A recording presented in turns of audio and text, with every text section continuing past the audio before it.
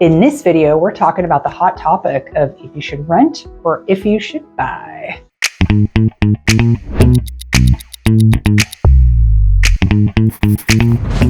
What's up, everybody? It's Cassandra Lopez with the Living in Bremerton channel. If you're new to the channel, you're going to want to go ahead and subscribe. This channel is all about living in Bremerton. So whether you're new to the area for the first time, or maybe you've been here for a while and you just want to know more, be sure and subscribe and tap that little bell. And you can reach out to me directly. This is my phone number and my email. So let me know how I can support your relocation to Bremerton, Washington. I feel like the rent versus buy debate right now is hotter than the presidential election. And I'm probably going to be opening a can of worms here, but it needs to be discussed, you guys. Should you rent or should you buy? We're going to talk about the pros and cons of each. So what are the benefits of renting in this current market especially? So one of the benefits of renting has always been flexibility. You can come and go as you please. You can have a different place to live every year.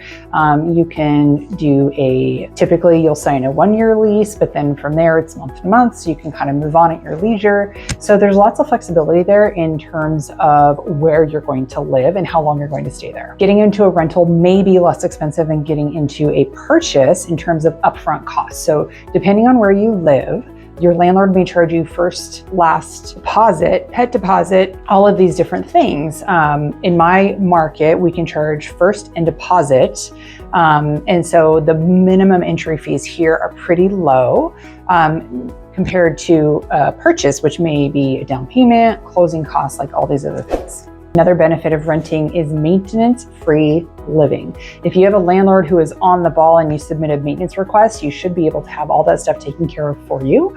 As the property owner, they would want to make sure that the job is done correctly and you as the tenant have a comfortable, quiet place to live. So let's talk about the benefits of buying a house instead of renting a house. So when you buy a house, over time, you're going to build equity just based on market appreciation. So that's just by owning a house. You could do nothing else.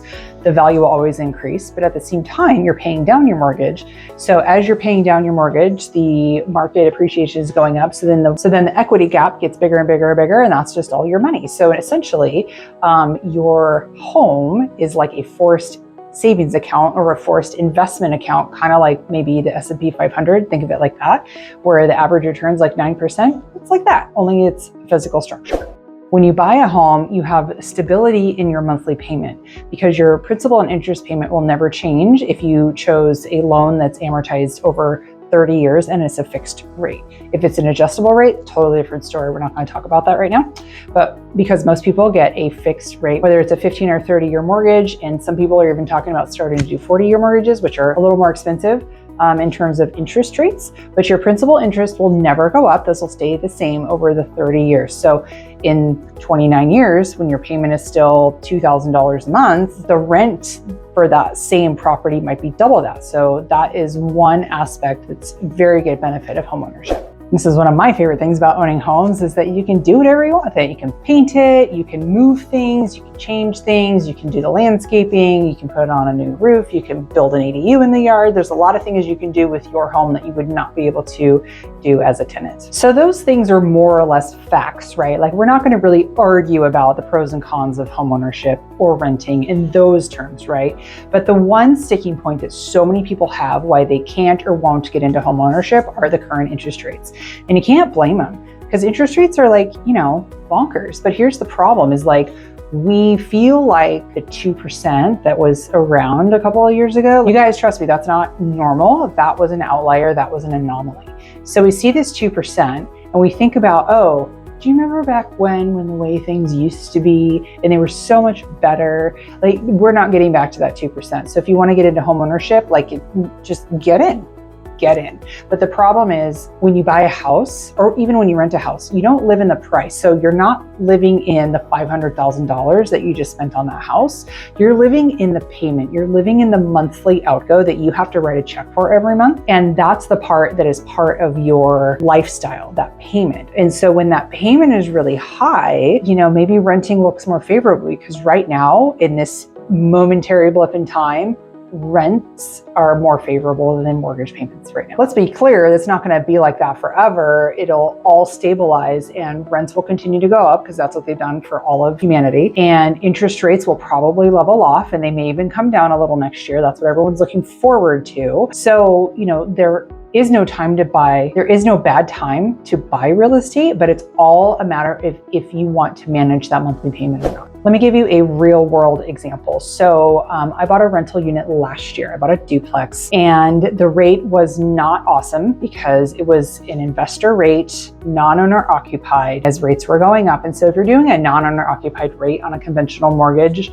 it's probably going to be a point, maybe a point and a quarter higher than an owner occupied. So the rate is already higher than what everybody else is paying. My tenants, I have 2 tenants, obviously it's a duplex rate. So I have, they're paying whatever they're paying for rent, and what they're paying for rent balances out my mortgage. I am not making any money on that property whatsoever in terms of cash flow.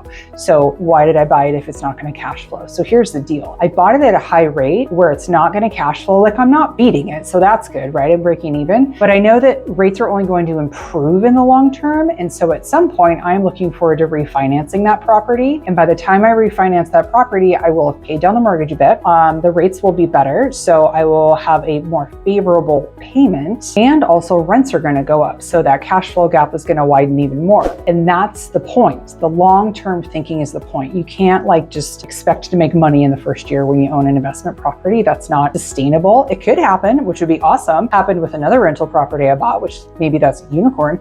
But most of the time, you're not going to cash flow a whole bunch. And while you're paying down that first chunk of interest in that mortgage, you're not going to see much appreciation or equity either in that first year. So give it some time. So that the old adage, don't wait to buy real estate and wait. That's the truth. It's a long-term game. I didn't buy these properties to turn around and flip them to make a quick buck. I understand that in 10 years, I will have quite a bit of equity in there because by then I will have refinanced and rents would have stabilized, mortgage interest rates would have stabilized, and everything will kind of be as it should. So homeownership can provide that magic to you where being a renter cannot. So I suspect, and this is what a lot of people suspect is what's going to happen next year in 2024, is that when rates come down, even if they come down a point, so right now they're high 6s, mid 7s, maybe even 8s for some people. I know some state bond loans are in the 8s for the zero down payment assistance programs.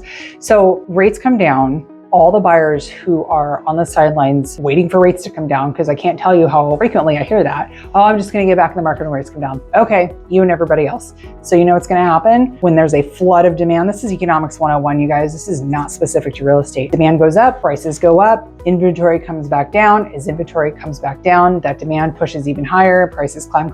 This sounds really familiar. When did we see this? Oh yeah, all of 2021, right? So when everybody was going oh, I can't, these prices are just 12 offers on a house is getting bid up 25%. Yeah, we will likely see that again if rates come down even a little bit, because people were feeding frenzy with that 2.5% and 3%, 3.5% rates. Well, now they're going to come down to 5.5, and it's going to happen all over again. And it'll be interesting to see that dynamic take place, because that's kind of what we're all predicting that happens. So if it doesn't happen, I'll be really interested to see what does happen. All that to say, if you are renting now and you're thinking of getting in the purchase market, I would get in now because you have less competition. There's more to choose from. The rate's going to be higher, sure. You refinance later when it's not higher. Because if you buy now with a high rate, if they go up again, guess what? You got a lower rate. If they go down, then you refinance. It's literally that simple. So get off the fence, buy a house, earn your equity, because next year, in the next 18 and 24 months beyond that, it's going to be a feeding frenzy all over again. And all these renters who thought they were going to be homeowners are once again going to be priced out of the market. So should you rent or should you buy? Definitely 2 camps of people in this argument. And you can definitely see where I'm at. I never think there's a bad time to buy real estate. If you can swing that higher interest rate, then do it, because you're only going to benefit in the long run. Nobody ever regrets buying a house 20 years ago, because now they're almost paid off and it's fabulous. And you just earn equity, and it's a forced savings account, and nothing else you own would do that just by virtue of owning that asset. So I think it's a wonderful tool. I think everybody's entitled to it. I think everybody should take advantage of it.